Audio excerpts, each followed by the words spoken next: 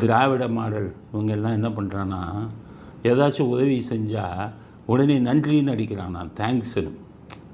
ஆனால் வெளியில் வந்துக்கிட்டு கண்டபடி பேசுகிறான். அதாவது ஆளுங்கட்சி இங்க இருக்கக்கூடிய ஆளுங்கட்சி கிட்ட இருந்து மெம்பர் கிட்ட இருந்து நான் பேர் எடுக்க விரும்புறேன். அவங்க கிட்ட இருந்து மெசேஜ் வருது, நன்றிங்க. வேலை வாய்ப்பு திட்டம் இருக்கு பாருங்க, கிராமப்புற வேலை வாய்ப்பு திட்டம் மன்ரேகா, அதுக்கும் பணம் கொடுத்துருக்கோம். ஓ நன்றி, அந்த பணம் வந்துருச்சு.